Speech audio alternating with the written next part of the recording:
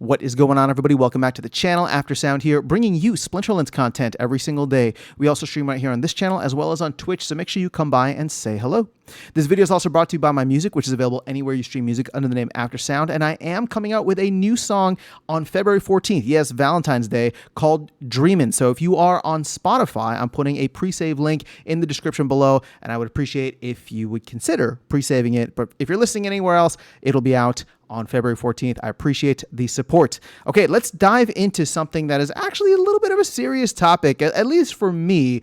And this is a post that Aggie put out about 22 hours ago, so about a day before I recorded this. And if you've noticed anything with Hive Engine or any slowness or transactions not going through, this is exactly why. So he lays it out very straightforward here. Recently, a account by the name of Shagrode created an account, leased resource credits, leased some servers from Privex, and decided to spam 300,000 market order transactions in the span of 35 minutes. By doing this, the amount of time to process a block went from under 3 seconds to over a minute each, and the witnesses quickly fell behind on blocks. His spam stopped, we caught up, and we also added transaction limits. Now an account can only do 20 transactions per block. We're working on adding other arbitrary limits to the platform to stop malicious spam and malfunctioning bots. Now, here's the thing. So this is fascinating to me. And the thing is, it's still going on, right? Aggie just put another update up, and let me see if I won't be able to bring it up on screen here, but let's see if I can just. Okay, so this was just a couple of hours ago, saying the update is that we're still behind blocks. We have to deal with poison blocks that have entered, and we have under 30 days to get these transactions out before we encounter this problem again. We're looking into how we can speed things up. If we wait 30 days, we'll be dealing with 200 plus transactions at a time, and removing them appears significantly slower than adding them. So waiting for expiration would be bad. Thank you for your patience. We're still hard at work. So this is wild to me. Now, here's the thing.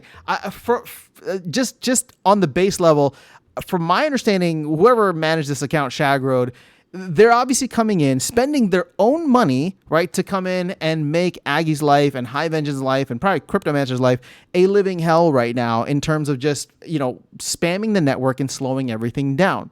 Now, here's the thing. I don't know why somebody would do this, but I don't want to judge. Like, I guess you can spend your money and time however you want. This just seems completely. It's like somebody has a bone to pick with Aggie, right? They got a chip on their shoulder, or they just have something against Hive.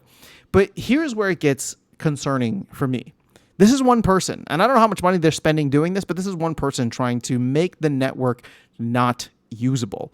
And how this relates to Splinterlands is indirectly, because the thing is, at least from my understanding, Splinterlands runs on its own service. So if you've just been playing the game, you probably haven't even noticed this, right? All the game, the game is running 100% fine. You can do your tournaments, you can play your battles. I don't know if they're having issues with like blocks and stuff. I haven't tried to combine cars the last couple of days, so I'm not sure. But I've been able to play all my battles. I've been able to do other things within the game. It hasn't seemed like it's been an issue. But there is still something fundamentally required, which is the only way that you can trade SPS for DEC or SPS for anything if you want is by going out into Hive Engine, right? There's no built-in marketplace for that. Although this does beg the question, should we have that come in-house now that we have all these other LPs? That way we're not so reliant on Hive Engine, right? Because Hive Engine is like a layer 2 on top of Hive, and then Splinterlands, the game server, is like its own layer 2 on top of Hive. So again, I'm not technical, but from my understanding, it looks like somebody is trying to attack Hive Engine. And the thing is, a bunch of other games are built on Hive Engine, right? Because Hive Engine offers all that functionality, whereas the base blockchain Hive does not. So the way that this comes back is we are vulnerable, right? We are vulnerable in a pretty severe way. Now, again, the game itself is not vulnerable, although I'm sure, if somebody wanted to try to attack the game, they absolutely could, but this is probably peanuts right now. There's nobody doing this for like financial incentive. It seems like a vendetta. And again, I'm not saying this to throw salt on the wound, or I'm not posting this video to throw salt on the wound or try to kick somebody when they're down or just try to spread any FUD, right? This is obviously happening, and you are experiencing it, and Aggie is posting about it. So this is very public information, and I'm just trying to understand what this potentially means for me in the future that has a significant amount of assets on this blockchain or adjacent L2, right, within Splinterlands. And here's the thing. If you have, for example, what's that called? Anything in the LPs on Hive Engine, you're probably being impacted, right? So I don't know. To me, this is something that again, I don't want, I'm not trying to sound the alarm here, but it is of concern, and I did want to bring it up to you guys. And again, what are some of the things that we can do within the game to potentially mitigate this in the future? Well, I think an easy one, right, would be to bring the SPS DEC LP in-house. That way, we are able to have full control of how people go from one currency to the other within the game, right? SPS and DEC are both currencies within the game. Actually, all three currencies if you include vouchers. Now, you'll still be able to transfer SPS and DEC out into Hive Engine whenever you want. But right now, if you can't go and, like, that's the thing. If you can't go and trade your SPS for DEC or vice versa, the only other option that you have is to burn your DEC, burn your SPS for DEC. And the rate is not great right now, right? Like, we're not anywhere close to peg. So for people who need DEC, that's becoming a real problem. Now, I don't know if I fully understand all of the nuances between the connection between Splinterlands and Hive. So if I got it wrong, I do apologize.